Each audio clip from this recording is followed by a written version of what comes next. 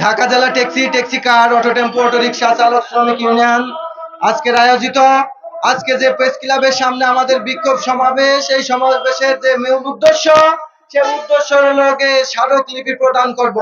সংগ্রামী বন্ধুরা, আমরা প্রতিনিয়তে গাড়ি চালকরা নির্যাতন, প্রতিনিয়তে আমরা গাড়ি চালকরা হয়রানিমূলক হামলা মামলা, মালিকের নির্যাতন, রাস্তার নির্যাতন, পাবলিকের নির্যাতন প্রতিনিয়তেই আমরা মোকাবেলা করতে হয়। সংগ্রামী বন্ধুরা, আমরা যে গাড়ি চালাই, আমাদের মানুষের চোখ থাকে দুইটা, আর গাড়ি চালকের চোখ থাকে 6টা। এত সতর্ক ভাবেও গাড়ি চালানোর পরেও সড়ক দুর্ঘটনা হলে আমাদের গাড়ি চালকের দোষ।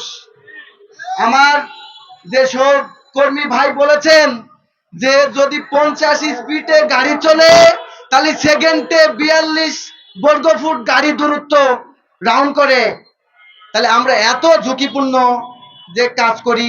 যারা আমাদের গাড়ি চালক ভাইয়েরা, যে যারা বাস চালায়, যারা সিএনজি চালায়, যারা প্রাইভেট চালায়, যে যাত্রী আমাদের পিছনে থাকে, তাদেরকে নিরাপত্তার স্বার্থে হেফাজতের মাধ্যমে তাদের গন্তব্য স্থানে পৌঁছায় দিই।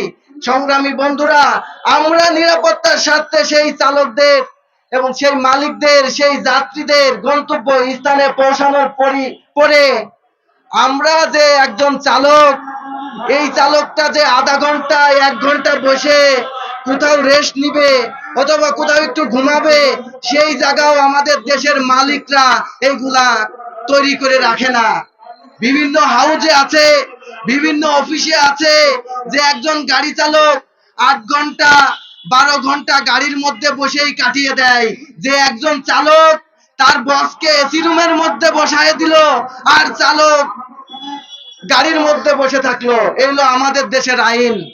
সংগ্রামী বন্ধুরা, আমাদের যে দাবি, আমাদের যে সংগঠনের যে দাবি, এই দাবি হলো 8 ঘন্টা কর্মদিবস বাস্তবায়ন করতে হবে, নিয়োগপত্র পরিচয়পত্র দিতে হবে, সর্বনিম্নে 30,000 টাকা বাজার মূল্যের দাম, অব্যাহতি যে দাম, এই দামে সমন্বয় রেখে 30,000 টাকা মজুরি নির্ধারণ করতে হবে।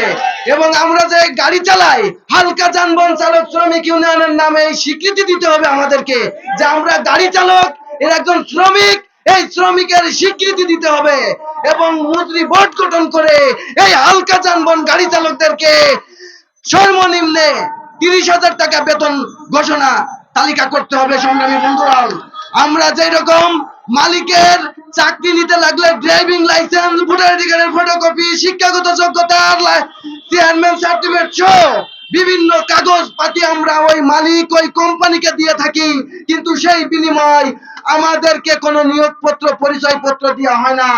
বন্ধুরা, আমার নিয়োগপত্র পরিচয়পত্র মানে আমি এই কোম্পানিতে অথবা এই মালিকের আন্ডারে চাকরি করি, তার একটা ডকুমেন্ট।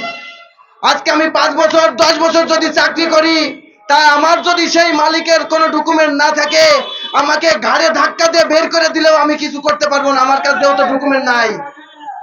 বাংলাদেশ সরকারের যে শ্রম আইনে আছে 8 ঘন্টা ডিউটি, বিআরটিএর আইনে আছে একজন গাড়ি চালক 6 ঘন্টার বেশি গাড়ি চালাইতে পারবে না।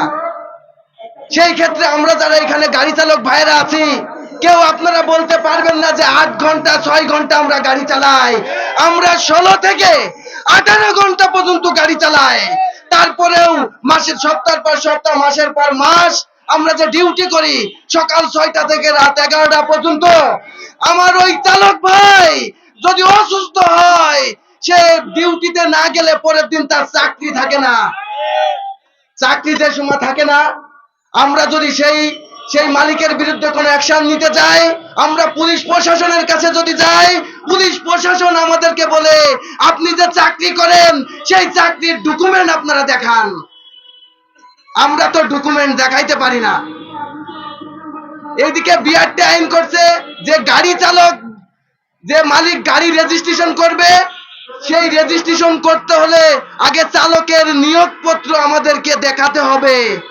বিআরটিএতে আইন করে দিছে, সরকার আইন করছে, কিন্তু ওই মালিক কৌশল অবলম্বন করে আমাদের চালক ভাইয়ের নিয়োগপত্র না দিয়ে বিআরটিএ দালালের মাধ্যমে টাকা খেয়ে ওই গাড়ির ফিটনেস রেজিস্ট্রেশন করে নিয়ে আসে।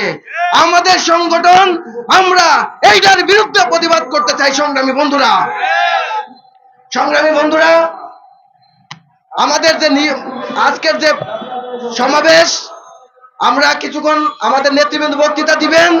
এই বক্তৃতার মধ্যেই আমরা একটা মিছিল করে আমরা স্মারকলিপি পেশ করব। সংগ্রামী বন্ধুরা, আমি এই বলে আমি আমার বক্তব্য শেষ করলাম। দুনিয়ার মজদুর এক হও।